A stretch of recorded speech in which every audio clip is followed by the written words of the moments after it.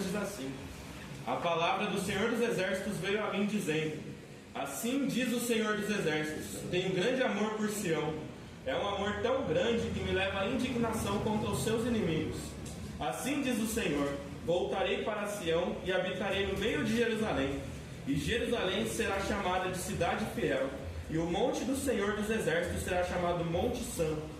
Assim diz o Senhor dos Exércitos: os velhos e as velhas voltarão a sentar-se nas praças de Jerusalém, levando cada um na mão a sua bengala por causa da muita idade.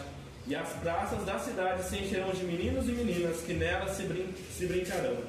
Assim diz o Senhor dos Exércitos: isso pode parecer impossível aos olhos do remanescente deste povo naqueles dias, mas não será impossível para mim, diz o Senhor dos Exércitos.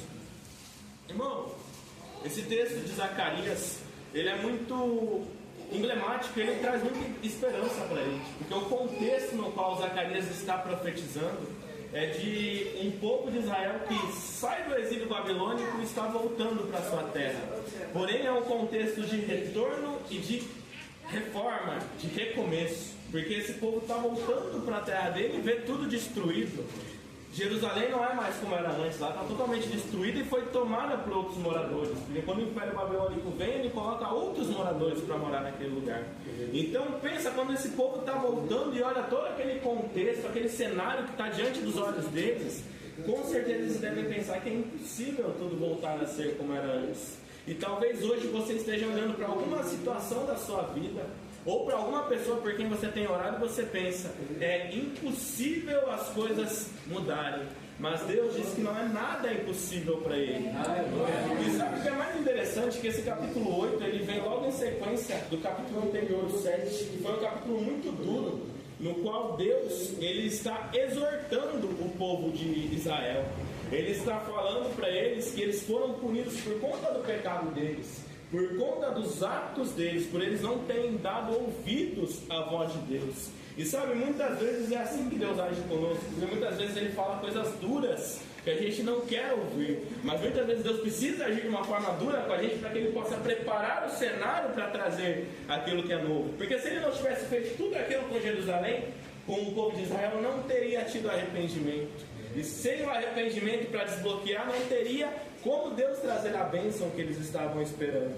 Então, às vezes, Ele age dessa forma, mas o mesmo Deus que exorta, o mesmo Deus que corrige, é o Deus que tem misericórdia, é o Deus que ama, o Deus que ama a tal ponto de tomar a dor daquele povo e falar: eu também sinto o que vocês estão sentindo. Irmão, esse Deus fala para você hoje, Ele também sente o que você está sentindo, Ele também toma a dor que você está sentindo. Mas esse Deus, Ele promete restauração, Ele promete recomeço, Ele promete transformação. Esse Deus olha para você hoje e diz: viu, não importa se para você parece impossível, porque para mim não é impossível. Mas, irmão, preciso te dizer uma coisa, porque se eu não falar isso, eu também serei mentiroso. Porque nada impede a vontade de Deus de ser feita, mas existe uma coisa que pode impedir, e essa coisa se chama desobediência. E isso fica bem claro, porque quando a gente vê o versículo 14 e 15 desse mesmo capítulo, Deus, Ele deixa bem claro que da mesma forma que Ele não voltou atrás quando Ele trouxe a punição para Israel, Ele também faz essa promessa maravilhosa, mas Ele coloca uma condição.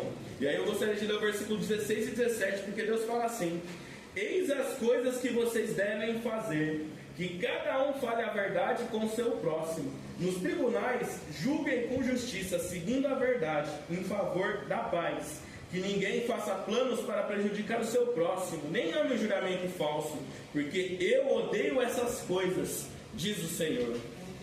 Então, irmão, uma coisa que eu quero tirar dessa reflexão é que é fato que Deus, Ele quer nos abençoar, Ele quer trazer o melhor para a nossa vida, Ele quer transformar a nossa vida, mas Ele exige que nós tenhamos obediência e que a gente viva em santidade. Porque, com o livro de Deuteronômio, se quando nós estamos na graça, nós herdamos as bênçãos pela obediência, pela desobediência nós também herdamos as maldições. Por isso que a gente precisa andar em obediência, a gente precisa precise andar em santidade. E eu não quero te dizer isso essa noite para te desanimar. Eu quero te dizer isso para te motivar, porque eu creio que 2026 é um ano de reavivamento, um ano de renovo, um ano de transformação. E eu peço a Deus que o Espírito Santo e a graça de Deus nos ajudem a caminhar em obediência e em santidade nesse próximo ano. Glória a Deus. Amém. Amém.